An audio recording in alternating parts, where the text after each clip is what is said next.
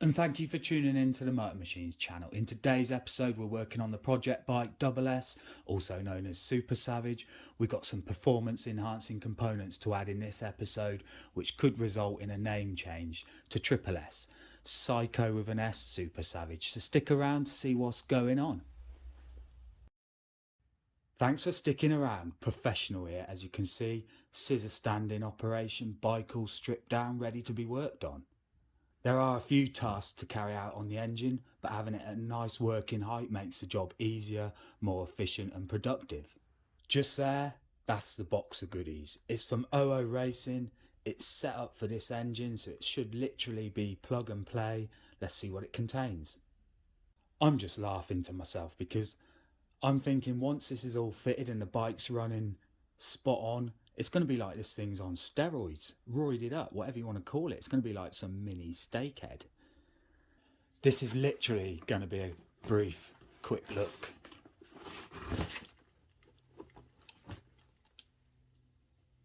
Change of plan. I don't need to unpack everything until I need it. But basically what's in here, we've got the 26mm carb, which is a PE styled one. Apparently it's a big upgrade over the standard malt one. Like I said before, it's all jetted out and plug and play for this bike. We've got the full race ignition system. We've got a weighted flywheel, I think.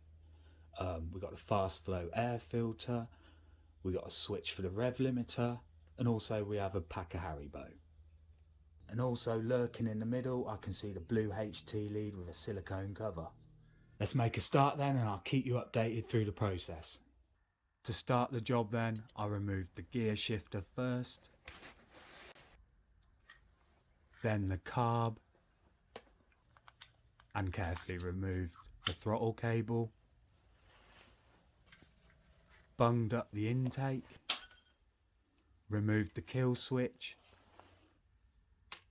clipped a few cable ties, removed the earth, disconnected the HT lead, removed the coil and wiring loom.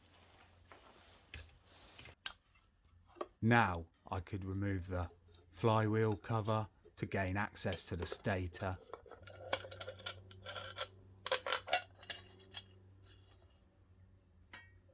Once I had access, I then needed the impact driver. This is nothing unusual on this job. They always seem to stick a bit. Now I needed the flywheel removal tool. Bit of gentle persuasion. Remove the nut. And now all I needed to do was pull the stator out with the flywheel. Not sure what this wire is exactly or what it's called, but it needed removing.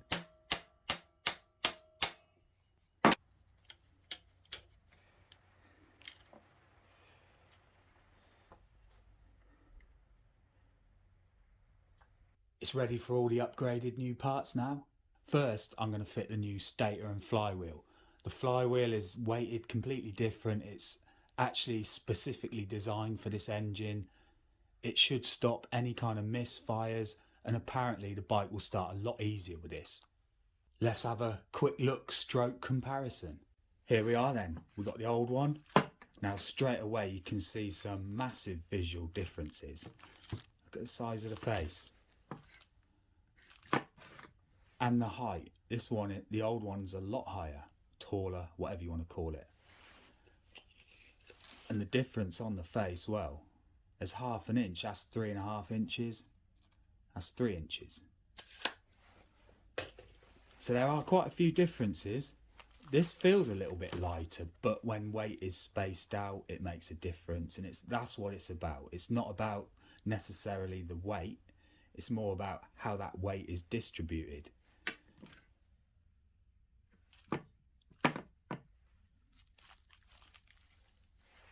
I'm going to use a bit of lock thread and the impact driver for this job.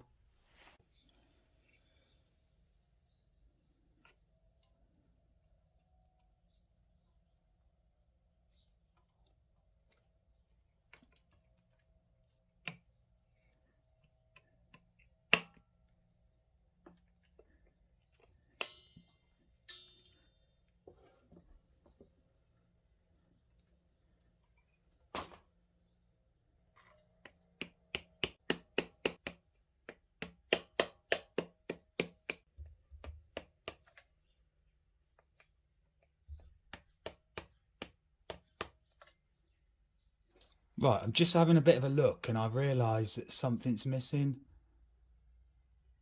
The part that went in here, which on the old loom, that's it. And that went in there and it was all pinned back with this. Now, what I've realised, I obviously chased this wire back trying to work out exactly what it did, and it's at a dead end. So I assume that that was for the lighting. Now I know that this new racing system eliminates the 8-pin from the CDI box, and I'm assuming that this is probably now a 5-pin on there. But I could be wrong, it could be 6, I'm not sure. We'll see when I get there. We won't be needing that then.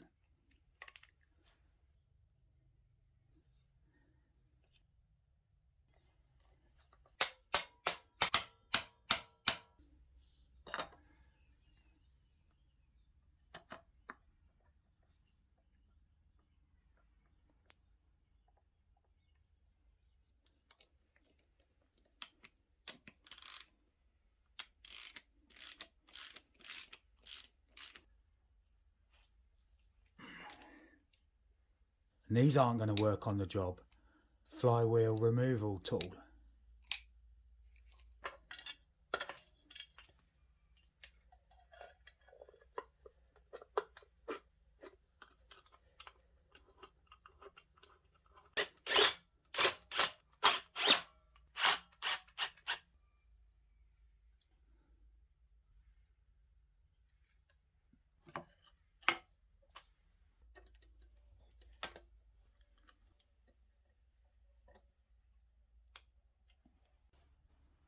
Next, I'm going to fit the rest of the race ignition system on before I put the carb on, just so it doesn't get in my way.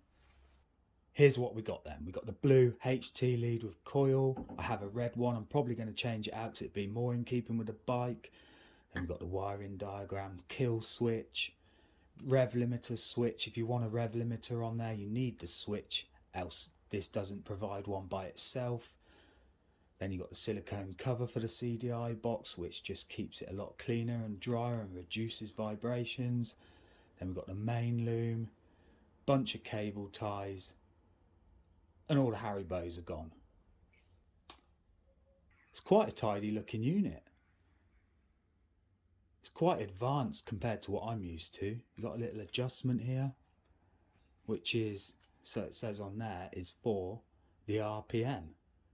I'm probably assuming that that is for rev limiter and not tick over.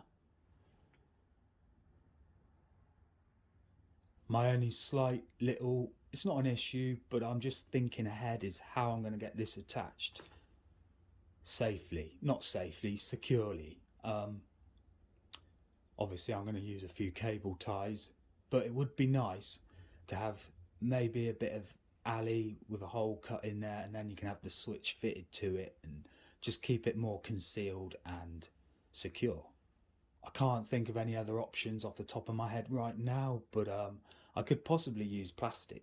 I'm just going to have a little think about it, but for starters it will be cable tied in place. Anyway, let's get this all routed and positioned somewhere close. I've got to add, this stand has made my life so easy. I can just move the bike around rather than moving all my stuff around. I started with the kill switch, HT lead and coil. Neither would fit.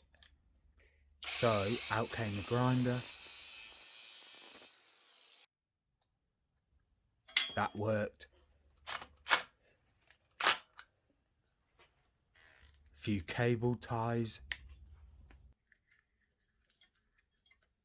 Connected the HT lead.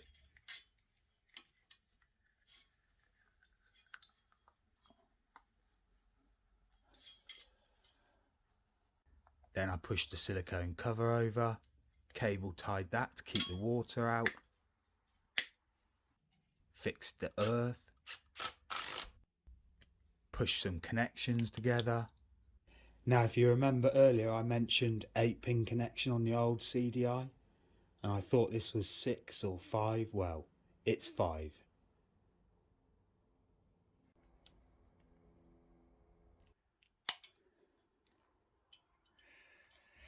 Securely fitted the CDI, Fixed the switch in position. I'm not happy with that, but that's for another day. Tidied up some loose ends. Now that's all installed and secure, I can move on to the final part of the jigsaw. Last items in the box, let's take a gander.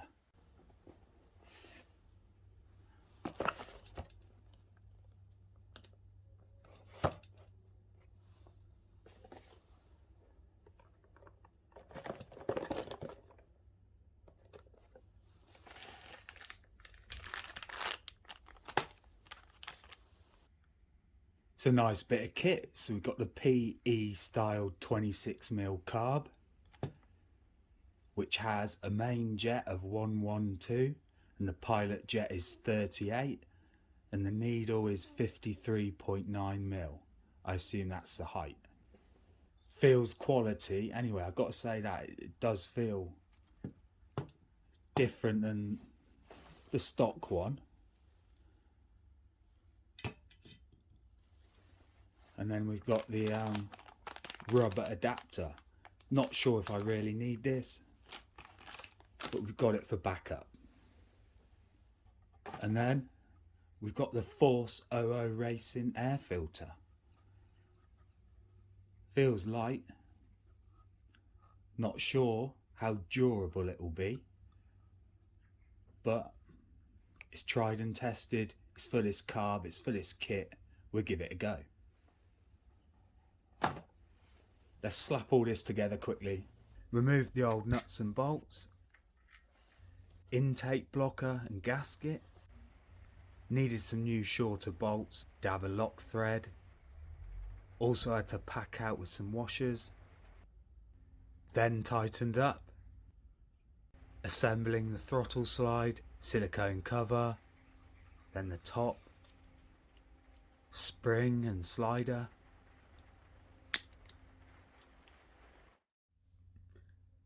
Fitted, then clamped on with a Jubilee clip. Insert and screw in throttle slide. Attach air filter, that was a little tight. Clamp that on. Pushed on some pipes. Attached the fuel tank and fuel pipe, and then quickly chucked on the plastics. Next I'm going to start it up just to check it all works, but first I need to pull the pin, drop the scissor stand, remove the bike, add some fuel, turn the tap on, give it a bit of a prime, and in theory it should just fire straight up.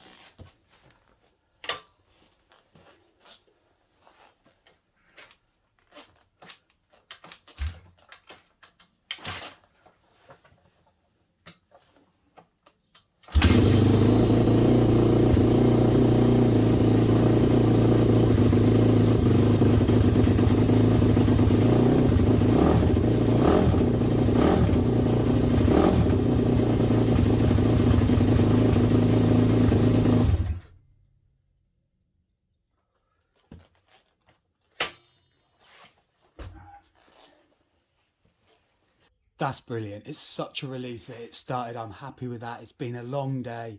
I'm going to wrap this video up here. Thanks for watching. Hope you enjoyed. Moto Machines out.